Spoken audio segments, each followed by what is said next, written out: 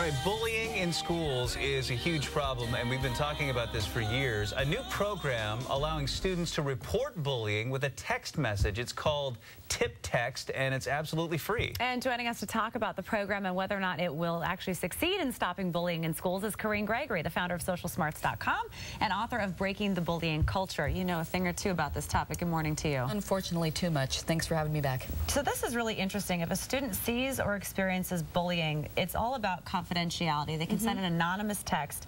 So do you think this will actually encourage more people to report bullying? I think we'll definitely see an upswing on the reports of bullying. My problem is I think we're going to have a lot of false positives. We may have a lot of kids, first of all, not every student understands the definition of bullying, so they may report things that they think are bullying, which is really nothing more than somebody said something bad to them one time, and they interpret that as bullying. And I think the other thing that you have to look at is, could this tool in of itself be a tool to encourage bullying? If a bully wants to report another student, say, hey, so-and-so, such-and-so is being mean, when they're actually the victim. So I see that as also a possibility.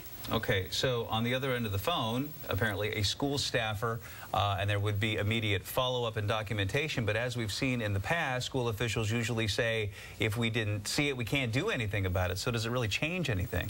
I'm not sure it really will, and the other thing I'm concerned about is our schools talk about how little money they have right now to do the jobs they need to do. Now you're going to have a full-time staffer who does nothing but follow up on this. I think it would be much more cost-effective to look at how do you actually solve the problem rather than continue to look at how do we manage and mitigate it. And I think that's, again, the approach we're taking. We still continue in that anti-bullying mode rather than actually looking at how do we solve this. I mean, obviously this is addressing one of the biggest problems, which is people are afraid to speak out in school because they're afraid someone will find out. It will lead to more bullying if they find out they've been a quote-unquote tattletale. So what are some things that teachers and parents can maybe do to nip that in the bud? Well, that's a definite concern. I mean, that's one of the reasons that this sounds like a good idea, is because you now don't need to say who it was. But if you're going to make a serious allegation like so-and-so is bullying me, you're going to have some sort of credibility and some sort of follow-up. It can't be generic. A student has to have enough confidence to know that the parents, the teachers have got their backs. And I don't think they have that right now. I don't think they feel that way. How much power do schools have when it comes to ending bullying? I mean, we see a lot of cases where schools say our hands are tied. I don't think their hands are truly tied. What do they mean their hands are tied? They can't do something about it? Well, if it's within their school boundaries, they absolutely can do something about it. And if we're all on the same page with trying to fix it, trying to solve it, then that means parents, that means teachers, that means administrators. And guess what? It also means students need to be part of the solution. So where does it start? Because obviously a lot of what you're saying is let's start it before it gets to that point where somebody needs to report it. So what can parents and teachers be doing now to address this, and starting at what age?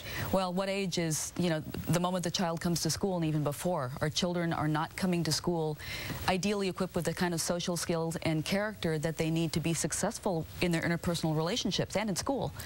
And I continue to see, look, Casey, the fact is, it takes a lot more to correct and mitigate a problem once it's happened than it does to prevent it. And we spend practically no attention whatsoever on prevention. You know, with a program like Social Smarts, if you implement something like that, which is pro-social skills, not anti-bullying, you'll actually get better social skills, you'll eliminate bullying, you give kids life skills they don't get anywhere else, and guess what? Academic test scores can go up as much as double digits. But that we don't put the emphasis and the value on prevention, we continue to throw more money and energy at the end result, which is anti-bullying. Corinne Gregory is the founder of SocialSmarts.com and the author of Breaking the Bullying Culture. Thank you so much. Thank you. And for more information on the topic, check out SocialSmarts.com.